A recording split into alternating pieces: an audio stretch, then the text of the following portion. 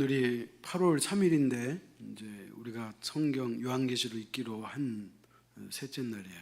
저도 첫날부터 어제 읽고 오늘 주일날 읽지 않았어요. 하루에 넉 장 읽으면 능히 5번 통독할 수 있어요. 사실 교회 공동체가 이렇게 함께 똑같은 본문을 가지고 함께 읽는다는 것은 흔치 않은 일이고요. 또 어떻게 보면 특별한 일인 것은 분명해요. 그러므로 우리 자유교회 모든 공동체가 함께 또 한 본문을 가지고 하나님의 음성을 기다리고 그 하나님의 뜻을 구하는 그런 특별한 8월 달 될 수 있기를 축원합니다. 이제 그런 의미에서 성도가 하나님의 말씀을 읽을 때 어떤 자세가 있어야 할까? 거기에 대한 말씀이에요. 우리가 하나님의 말씀을 읽을 때 사람마다 다를 수 있어요. 그 말씀을 읽으면서 전에 내가 몰랐던 이야기를 내가 알게 되네? 이 수준으로 읽는 사람이 있고, 또 어떤 사람은 인물에 대해서 관심을 가지고 읽을 사람도 있을 것이고요. 그러나 그 모든 것보다 가장 더 중요한 건 뭐냐면 이 말씀이 오늘 나에게 하나님이 주신 말씀이다 라고 하는 태도를 가지고 있는 게 중요하다, 그 말이에요. 여러분 읽어보셨겠지만 요한계시록이 어렵거든. 어렵다는 말이 의미는 뭐냐면 요한계시록은 초대교회가 로마 정부로부터 핍박을 받는 때에 쓰여졌던 책이기 때문에 누구나 쉽게 봐서 이해할 수 없는, 다시 말하면 예수 믿는 사람들만 이해할 수 있는 그런 상징적인 단어를 가지고 와가지고 이 말씀을 기록했기 때문에 그냥 우리가 읽으면 조금 어려울 수 있다. 목사님, 내가 읽어봤더니 50%도 이해 못하겠어요. 뭐 그럴 수 있어요. 근데 그게 중요한 게 아니에요. 하나님의 말씀은 나의 지식으로, 나의 이성으로 이해하는 게 아니고 하나님의 영이신 성령께서 우리로 하여금 이해를 시키도록, 이해를 할 수 있도록 그분이 해석해 주신다는 거예요. 그렇기 때문에 이해가 되지 않는 분일지라도 그 말씀을 읽다 보면 어느 순간에 그 말씀이 나에게 그런 말씀이네 이렇게 다가온다는 거예요. 이것을 우리는 다른 말로 뭐라고 얘기하냐? 성령의 조명하심 그래요. 성령의 조명. 조명이 뭐예요? 이 전구다마로 이렇게 저를 비춰주잖아요. 이게 조명이에요. 그러니까 성령 하나님이 잘 모르던 하나님의 말씀을 훤히 알 수 있도록 비춰줬다 이 말이에요.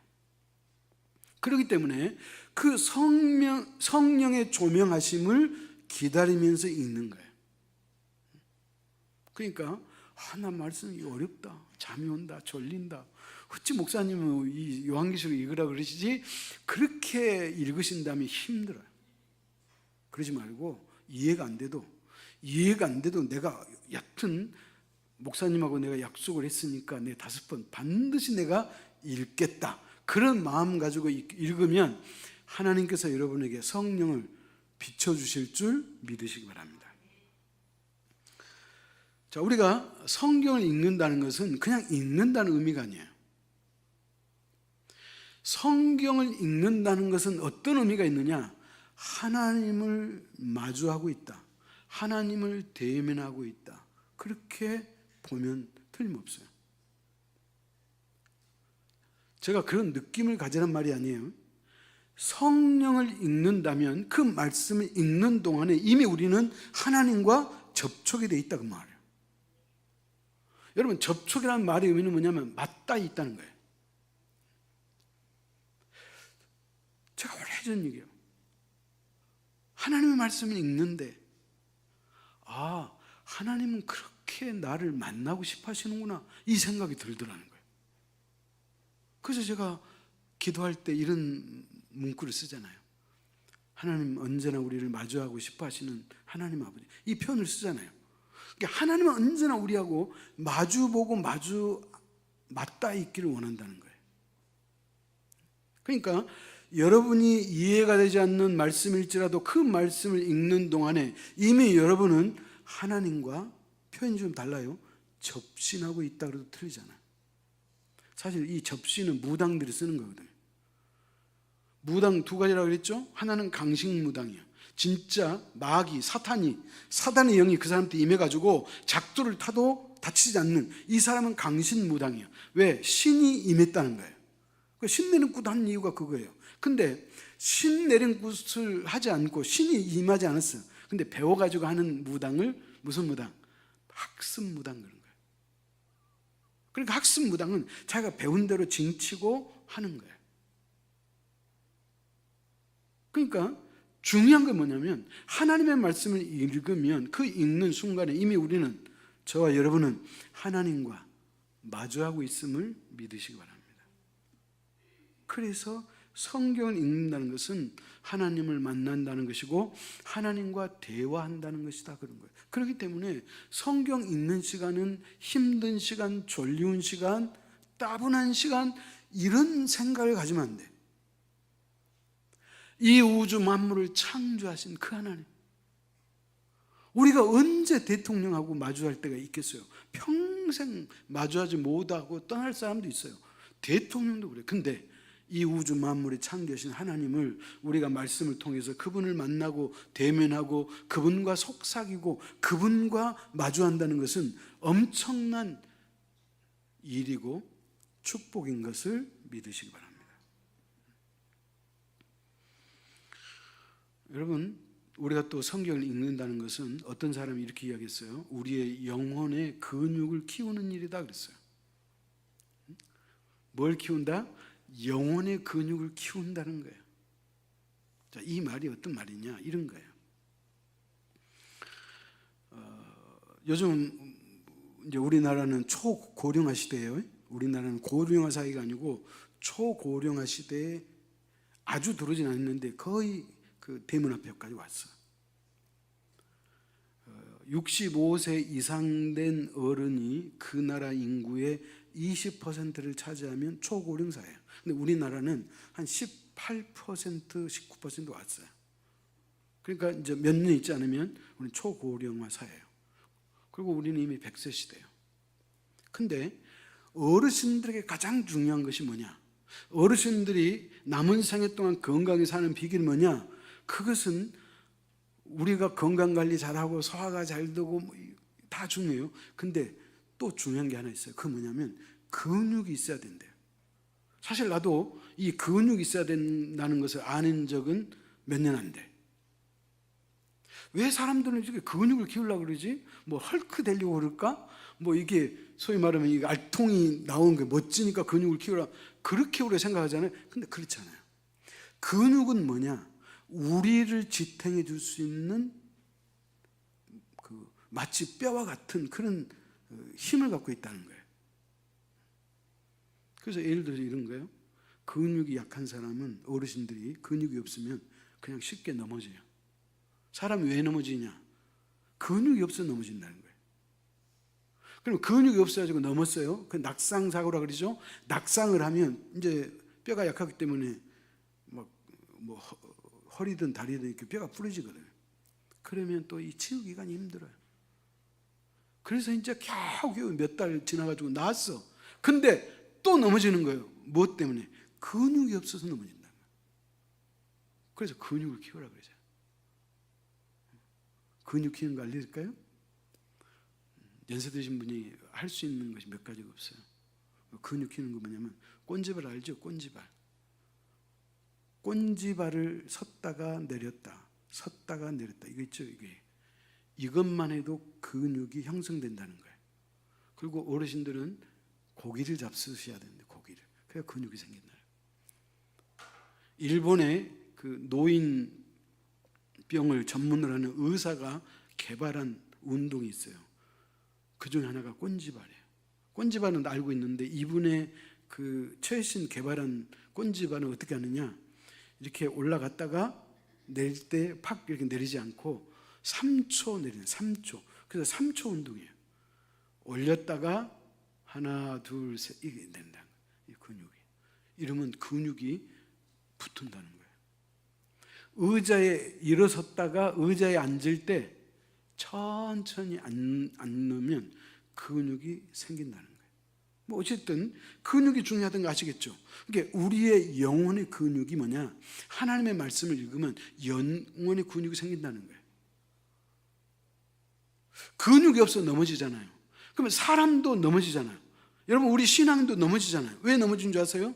영혼의 근육이 없어서 넘어지는 거예요.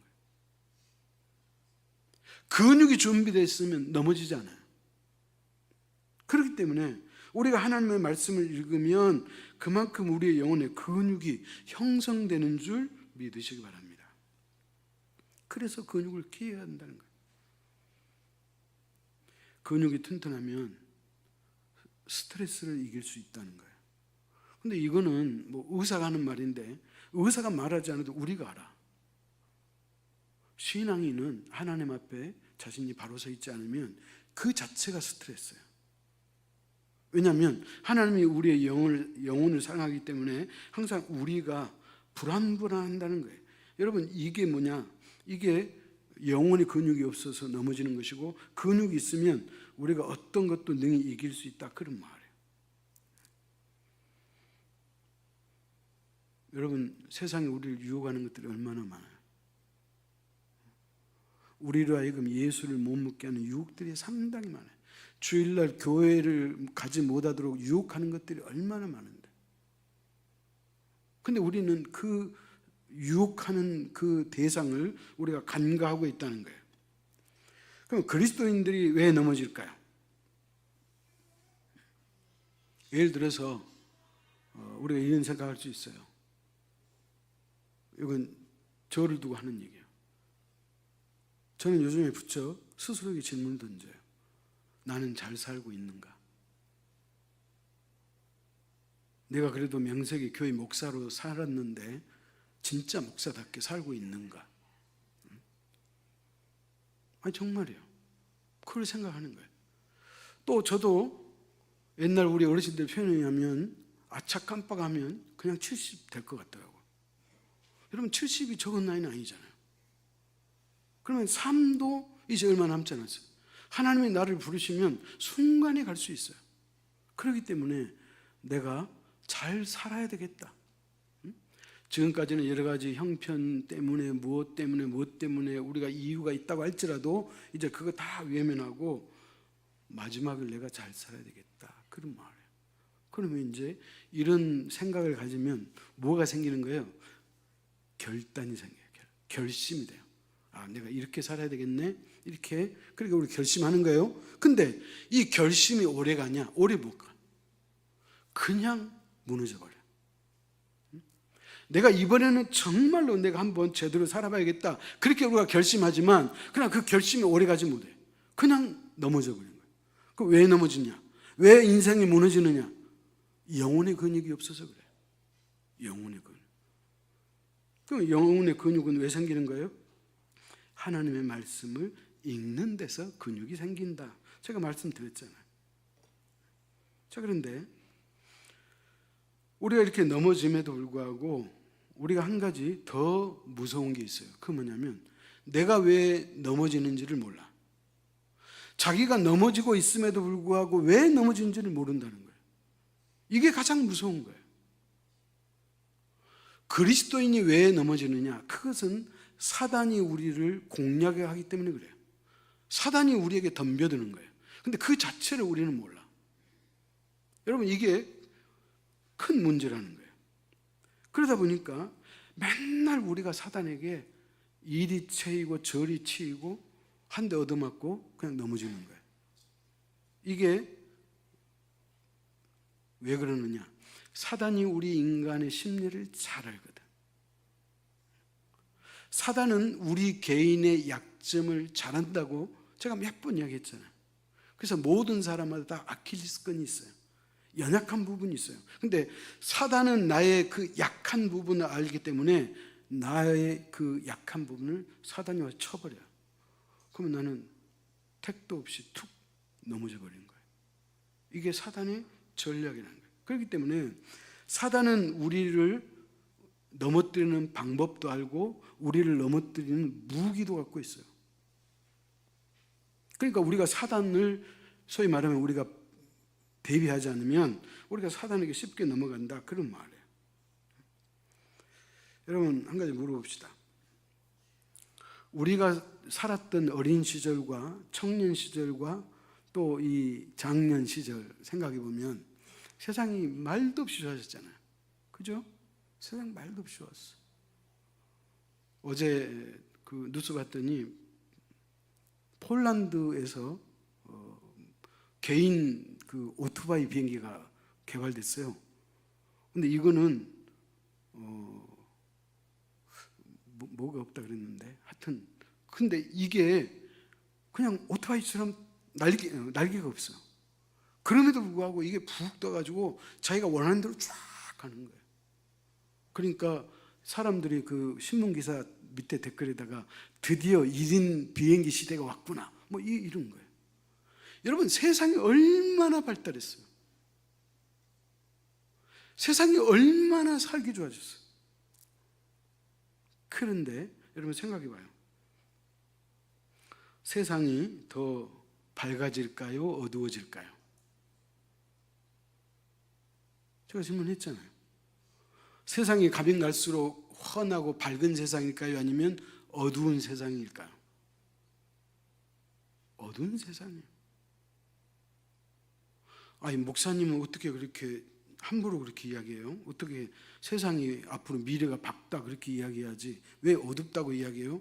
아니요. 나는 자신 있게 말할 수 있어요. 왜? 성경이 그렇게 말하니까 그런 거예요. 과거와 현재와 미래라고 하는 것은 사람에 의해서 이 세월이 가는 게 아니고 하나님이 이미 예언한 그 예언대로 세상이 흘러가는 거예요. 그렇기 때문에 앞으로의 세상은 더 악한 세상이요, 앞으로의 세상은 더 험한 세상이요, 앞으로 세상은 우리의 자녀들이 살아남기가 너무나 어려운 세상이 다가오고 있다는 거예요. 이것이 무엇 때문에 그렇다? 성경이 그렇게 예언했다는 거예요. 그러면 이걸 어떻게 아느냐? 그러면 소위 말하면 우리가 이걸 말세라 그래요. 이 말세를 우리가 어떻게 알 수 있느냐? 어떻게 알 수 있겠느냐? 하나님이 성경에다가 우리에게 이렇게 말했어요.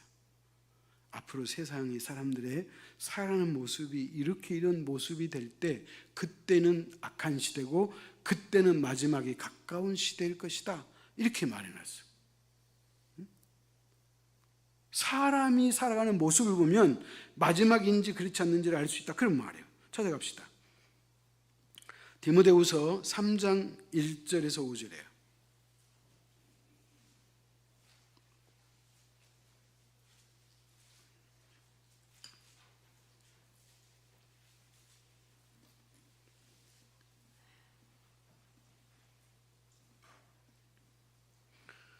디모데후서 3장 1절 5절 교독합시다. 너는 이것을 알라. 말세에 고통하는 때가 이르러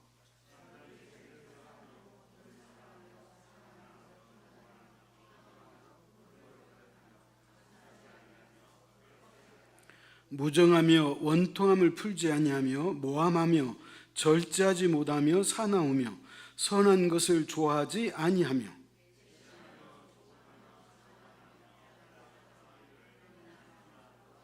5절 경건의 모양은 있으나 경건의 능력은 부인하니 이 같은 자들에게서 내가 돌아서라. 자, 마지막 때가 왜 어두운 시대냐? 뭘 보고 알 수 있느냐? 사람이 사는 모습 보면 안다 그랬죠? 자, 여기 보니까 말세에 고통한 때가 이른다는 거예요. 2절. 그러면 어떻게 사람들이 사느냐? 자기를 사랑하고 돈을 사랑하고 자기를 자랑하고 교만하고 비방하고 부모를 거역하고. 여러분 이거는 뭐 해석서를 찾아볼 이유도 없어요. 옛날에는 그래도 사람이 다 없이 살아도 정이 있었어. 지금은 정이 없어요. 여러분 이번에 가족 간에 아버지가 아들을 사지총을 1년 전부터 계획을 세워가지고 만들어서 자기 생일날 파티해 주러 오는 그 아들을 아버지가 죽였잖아요. 여러분은 그렇게 할 수 있어요? 우리는 죽었다 깨어나도 우리는 못해. 왜 그 사람은 그럴 수 있느냐? 사단이 그를 지배하면 그것은 가능해요. 그러니까 마지막 시대 사람들이 지극히 이기적이에요. 그래서 이 사람을 왜 아들에게 죽였느냐, 그 이유가 뭐냐 이렇게 수사를 해봤더니 뭐 생활비를 끊었다든가 뭐 그런 누수가 있더라고. 응? 아니, 생활비를 끊는다고 해서 자식을 죽여요? 그것은 영적으로밖에 이해할 수 없어요. 영이 병들면 인생은 그런 짓을 할 수 있어요. 아버지가 뭐예요? 자식도 부모를 죽이는, 얼마 전에 이 사건이 있었어요. 그러니까 사람이 지극히 이기적이에요. 자기를 사랑하는 것, 돈을 사랑하며. 그럼 돈 하잖아요. 여러분, 김건희 여사 보십시오. 벌려놓은 그 일들이 셀 수가 없어요. 다 이권 개입이고 뭐 정치를 다 자기들 돈 버는 데 썼어요. 캄보디아의 그 원조 그 돈이 천문학적인 숫자가 갔는데 그거 어떻게 또 뒤로 빼돌리려고 했고 뭐 이런 일들이 비일비재하게 일어난다는 거예요. 3절 무정하며 원통함을 풀지 아니하며 모함하며 절제하지 못하며. 사람이요 절제를 못해. 여러분, 그래서 분노 조절을 못해. 분노장이라 그래요. 분노를 조절 못해가지고 어떤 사건을 일으킨 사람은 분노 조절이 실패한 거예요. 이런다는 거예요. 그뿐만 있어요. 선한 것을 좋아하지 아니하며 배신하고 조급하고 자만하며 쾌락 사랑하기를 하나님보다 더 사랑하고 경건의 모양은 있으나 경건의 능력은 부인하고. 그러니까 이런 모습으로 사람들이 살아갈 때 그런 자리에서 어떻게 하라? 돌아서라. 그렇게 하나님 말씀하는 거예요. 그래서 강력하게 돌아서라고 말씀하는 거예요. 그렇다면 여러분, 이와 같은 세상에서 우리가 어떻게 살아나겠어요? 사단이 우리를 유혹하고 우리를 넘어뜨리는데 여러분, 이 상황에서 우리가 어떻게 빠져나올 수 있고 어떻게 돌아설 수 있고 어떻게 우리가 하나님의 품 안으로 돌아올 수 있느냐? 그것은 나의 노력이 있잖아요. 나의 결심이 있잖아요. 그것은 하나님이 도와주셔야 돼. 하나님밖에 도울 분이 없어요. 그러면 어떻게 해야 되겠어요?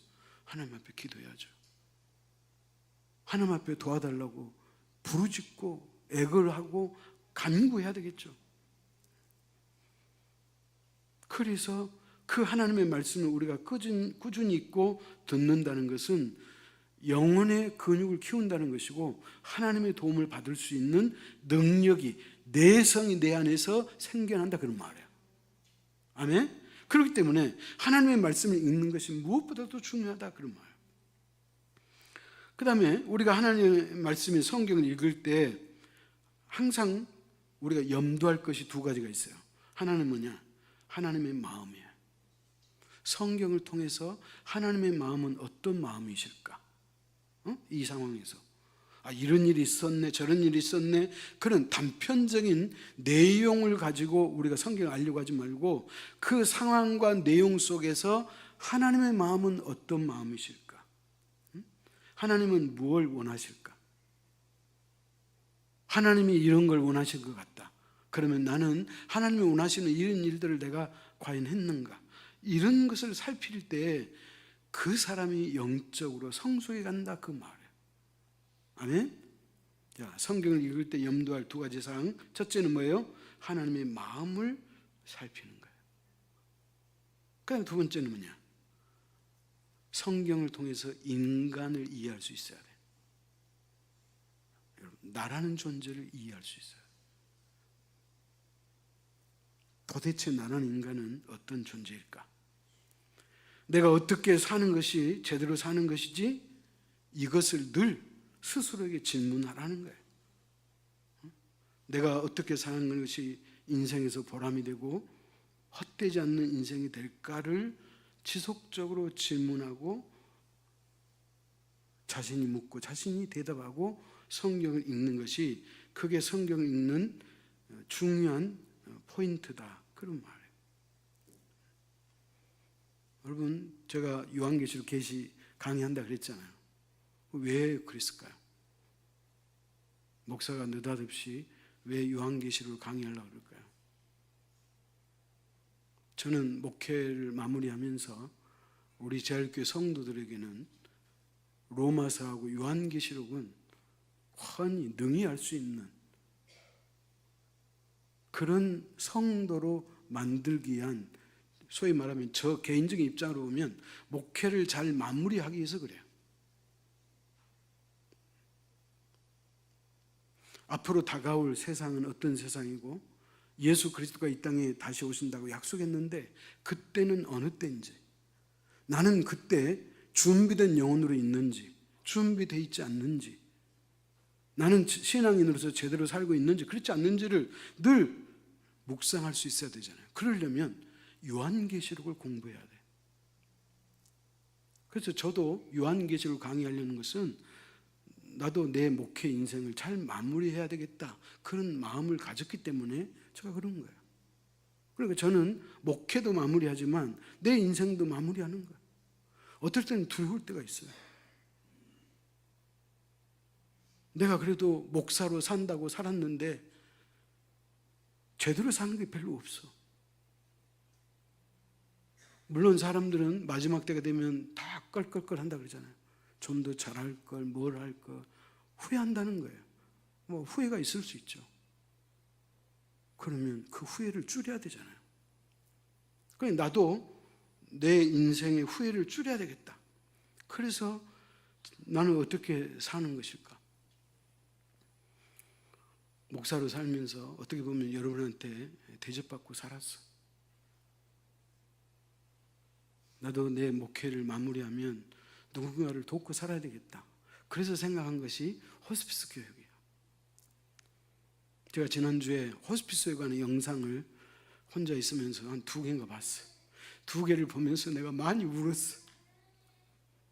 마지막에 사는 사람들의 모습이 다 다르더라고. 그러면서 어떻게 사는 것이 인생을 잘 마무리하는 것일까를 내가 배우게 되면서, 또 거기에 보면 그 호스피스의 병동에서 일하는 사람들의 그 헌신, 그 수고를 보면서 나도 저런 따뜻한 마음을 가지고 살아야 되겠다. 뭐 그런 것을, 인생을 배우는 거잖아요. 잘 마무리하자는 거예요. 여러분도 인생을 잘 마무리하고 저도 인생을 잘 마무리하자는 거예요. 그러기 위해서는 우리가 어떻게 해야 된다? 하나님 말씀을 대면해야 돼요. 하나님을 만나야 돼요. 하나님 만나지 않고는 다른 방법이 없어요. 저는 성경에 가장 무서운 말이 있다 그랬죠. 이를 갈며 슬피 울미 있으리라.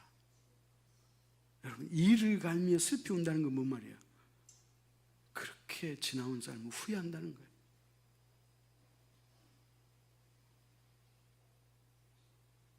그런데 이번에 말씀을 준비하면서 뭐 다 아는 얘기지만 또 한 말씀을 발견했네요. 찾아갑시다. 마태복음 23장 15절에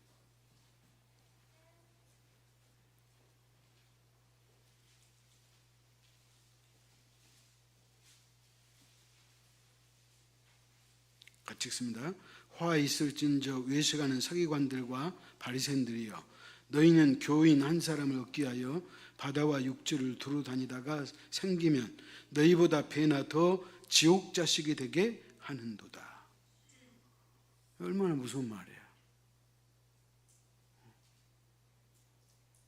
그렇기 때문에 우리가 성경이라고 하는 말씀 앞에 서면, 성경이라는 거울 앞에 서면 자기 모습이 정확히 보여요. 그렇기 때문에 우리가 말씀의 거울 앞에 서자는 거예요. 그래서 그 성경이 우리 자신의 모습을 비춰줄 때 내가 나를 정확히 알 수 있는 것이고, 그래서 우리가 얻을 수 있는 결론이 뭘 것 같아요? 성경을 통해서 나를 발견했어요. 도대체 인간이라는 어떤 존재인가? 라고 하는 그 질문 앞에 딱 우리가 맞닥뜨리게 되는데, 그때 발견할 수 있는 건 딱 하나예요. 주님, 나는 죄인이었습니다. 나는 죄인이에요. 여러분, 우리가 성경을 읽을 때마다 우리가 발견할 수 있는 것이 있다면 나는 하나님 앞에 진짜 큰 죄인이구나, 이것을 발견할 수 있어야 돼. 여러분, 이 사실을 발견하지 않고는 어떤 경우에도 우리가 새롭게 될 방법이 없어. 내가 나를 하나님 앞에 죄인인 것을 발견할 때 비로소 내가 의인으로 갈 수 있는 해결의 그 길목에 설 수 있는 거예요. 나는 죄가 없는데, 나는 잘 살았는데, 나는 떳떳한데, 여러분 아무리 외쳐보십시오. 여러분이 그렇게 살았는 거예요. 그렇지 않아요. 하나님의 말씀의 거울 앞에 비추면 우리는 다 죄인이에요. 여러분 믿음의 조상 아브라함 여러분 아시잖아요. 그 아브라함이 흉년이 들어가지고 자기 아내 사라를 데리고 애굽에 내려갈 때 무슨 생각이 들었어요? 자기 아내 사라가 아리따웠거든. 너무나 예뻤거든. 얼마나 예뻤으면 성경에서 아리따웠다 그랬어요. 그래서 아브라함이 생각해 보니까 내가 이 사라하고 함께 애굽에 갔는데 사람들이 사라를 너무 예쁘니까 나를 죽이고 데려가면 어떻게 하지? 그래서 겁이 났어요. 그래서 사라하고 거짓말 약속을 해요. 뭐 이거는 백색 거짓말이긴 하지만 여보 누가 물으거든 우리 부부라 그러지 말고 언의라 그럽시다. 왜 그래요? 자기 안 죽으려고. 아브라함이 자기 안 죽으려고 그런 거예요. 그러니까 믿음의 조상 아브라함도 이렇게 허물이 있어요. 여러분 다윗은 알잖아요. 다윗은 진짜 말할 수 없는 결코 있어서는 안 될, 그래서 자신의 배기가 그냥 눈물로 강을 이룰 만큼 그가 눈물로 하나님 앞에 회개하잖아요. 자기 부하 우리아의 아내 밧세바를 범했잖아요. 그래가지고 밧세바가 임신하니까 그 임신을 숨기려고 전쟁터에서 우리아를 오게 하는 거예요. 그래서 부인하고 같이 잠자라 그래요. 왜? 자기가 잠자리해가지고 생긴 아이가 아니라는 것을 숨기려고 그런 무지몽매한 일을 저지르잖아요. 근데 놀라운 것은 우리아가 어떻게 내 신하들이 전쟁터에서 그렇게 열심히 싸우고 있는데 내가 내 집에서 편안히 나 못 자요. 그리고 자기 집에 안 들어가잖아요. 그러니까 다윗이 자기 계획대로 안 맞았죠. 그래서 어떻게 해요? 편지 보내요. 이 우리아를 최전방으로 보내라. 그래서 죽어요, 우리아가. 여러분 이런 나쁜 놈이 어디가 있어요? 근데 누구예요, 이 사람이? 위대한 성군 다윗이에요. 자, 제가 왜 이 말씀을 드리냐? 우리는 다 죄인이에요. 하나님 앞에 서면 우리는 다 죄인이에요. 그렇기 때문에 하나님의 은혜가 필요한 것이고 하나님의 구원하심이 필요한 것이고 그렇기 때문에 예수 그리스도의 십자가의 보혈이 필요한 거예요. 그래서 우리가 용서를 받았어. 이제는 죄가 있다 없다? 없어. 누구든지 예수 그리스도를 나의 구주로 영접하면 주님이 다 용서해 주신다 그랬어요. 그래서 뭐예요? 나는 이제 하나님의 자녀예요. 백성이에요. 그러면 이제 우리는 끝까지 깨끗해요? 그렇지 않아요. 실수하고 넘어질 때가 있어요. 그러나 감사한 것은 우리가 하나님 앞에 회개하면 하나님은 언제든지 우리를 용서해 줘요. 그렇기 때문에 우리의 영혼이 건강해지고 우리의 믿음이 자라고 또 우리의 인격이 고쳐지고 다듬어지기 위해서는 하나님의 말씀을 읽어야 돼. 그래서 하나님의 음성을 들어야 돼. 그리고 인간이라는 존재가 어떤 존재인지 이렇게 연약하구나. 그래서 우리가 주님 앞에 주님 나의 연약함을 불쌍히 여겨주시고 나를 붙들어 달라고 우리가 기도해야 되지 않겠어요? 찾아갑시다. 에레미야 17장 9절 10절이에요.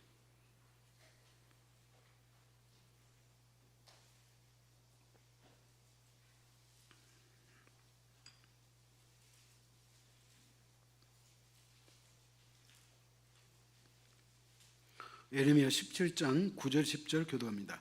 만물보다 거짓되고 심히 부패한 것은 마음이라 누가 능히 이를 알리오마는.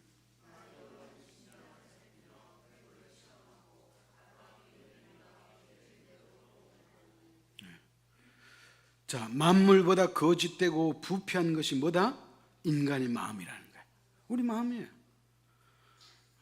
우리가 죄를 지었음에도 불구하고 들키지 않아서 잡히지 않아서 감옥에 안 갈 뿐이지 우리가 우리의 죄를 드러낸다면 그래도 최소한 감옥살이는 안 해도 며칠 구류라도 살 수 있는 그런 죄들이 우리 속에 있어요. 여러분 인정하시잖아요. 인정해요? 그런데 단지 내 마음 속에 있는 이 거짓되고 부패한 이 마음, 죄로 가득한 이 마음을 누가 능히 이를 알리오마는, 이 말은 뭔 말이에요? 아무도 모른다는 거예요. 자기만 알고 다른 사람 모를 줄 알아요. 그런데 성경은 뭐라 그래요? 10절, 나 여호와는, 하나님이 예끼는 그런 거예요. 나 여호와는 심장을 살피며 폐부를 시험하고 각각 그의 행위와 그의 행실대로 보응하나니. 사람은 몰라. 사람이 어떻게 알 수 있겠어요? 그래서 그 유명한 말 있잖아요. 10길 물속은 알아도 한 길 사람 속은 모른다. 사람 몰라. 근데 누구는 알아? 하나님은 아셔. 그래서 그 하나님은 그러잖아요. 나는 여호와라. 심장을 살피고 폐부를 시험하고 각각 그의 행위와 그의 행실대로 보응하나니. 하나님은 상을 주시기도 하고 벌을 주시기도 해요. 저는 여러분이 상 받을 수 있기를 축원합니다. 상 받아야죠. 그래서 인생은 하나님 앞에 죄인이에요. 그렇기 때문에 언제나 우리는 하나님 앞에 설 때마다 겸손해야 돼. 나는 죄인으로소이다. 여러분, 그래서 베드로가 그러잖아요. 주여 나를 떠나소서. 제가 예수 그리스도를 인격적으로 만나고 나니까 얼마나 죄인인가를 그는 뼈저리게 느끼니까 그는 주님 앞에, 주님 나는 죄인입니다. 나를 떠나소서. 그렇게 이야기했다는 거예요. 사랑하는 성도 여러분, 성경은 능력이에요. 성경은, 하나님 말씀은 능력이에요. 하나님 말씀은 원자 폭탄보다 더 강력한 힘이 있어요. 성경은 부족한 사람, 죄인을 온전한 사람으로 만들어요. 그러므로 성경을 읽으십시오. 성경을 마주하는 것은 하나님을 마주하는 것이고 하나님의 능력을 덧입는 거예요. 자, 마지막 한 말씀 찾아갑시다. 디모데후서 3장 16절 17절에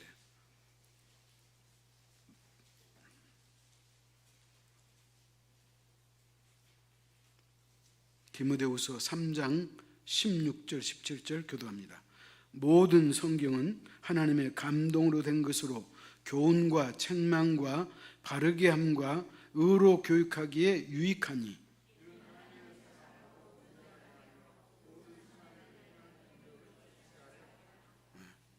여러분, 얼마나 쉬운 말씀이에요. 모든 성경은 하나님의 감동으로 된 것으로, 이 말씀은 인간인, 죄인인 저와 여러분에게 교훈과 책망과 그 사람을 바르게 함으로 교육하기에 어쩐다? 유익하다. 그 다음에 이는 하나님의 사람으로 온전하게 하며, 우리가 예수를 믿고 살지만 우리는 불완전해. 우리는 죄로 가득해 있어. 그런 저와 여러분을 하나님은 말씀으로 온전하게 하고 오히려 그 사람을 선한 일을 행할 수 있는 능력을 갖추는 자로 만들어주겠다. 이게 하나님의 약속이에요. 그러므로 이 한 달 동안 요한계시록을 통해서 하나님을 만나시고, 여러분이 하나님이 주시는 의인, 선한 능력을 받아서 하나님 앞에 불완전한 인생이 아니라 온전한 인생 될 수 있기를 축원합니다. 기도하겠습니다. 하나님 아버지, 하나님의 은혜와 사랑을 진심으로 감사합니다. 하나님이 나를 얼마나 사랑하는지, 하나님이 우리 재활교회 공동체를 얼마나 사랑하는지, 이 무더운 날 요한계시록 말씀을 통해서 하나님의 마음도 알고 하나님의 계획도 알고, 그리고 인생이 무엇인지를 알고 스스로 자문자답하고, 그래서 아버지 하나님, 우리의 인생이 덧없는 인생, 후회하는 인생이 아니라 정말로 하나님 앞에 복된 인생, 하나님 앞에 떳떳한 인생, 하나님은 우리의 행실을 보응하시는 하나님이라고 하셨는데, 이 다음에 하나님의 나라에 가서 상급받는 인생이 될 수 있도록 우리 모두를 축복하여 주옵소서. 아버지 하나님, 우리는 작심하고 결단하고 여러 번 예를 썼지만 우리 마음대로 되지 않음을 이제 압니다. 하나님의 도우심만이 나를 바르게 세울 수 있사오니 성령 하나님이여 오시옵소서. 나를 붙잡아 주옵소서. 나를 지켜 주옵소서. 나를 강하게 능력을 허락하여 주옵소서. 그리하여 하나님 앞에 거룩한 자로 경건한 자로 설 수 있도록 우리 모두를 축복하여 주옵소서. 예수님의 이름으로 기도하옵나이다. 아멘.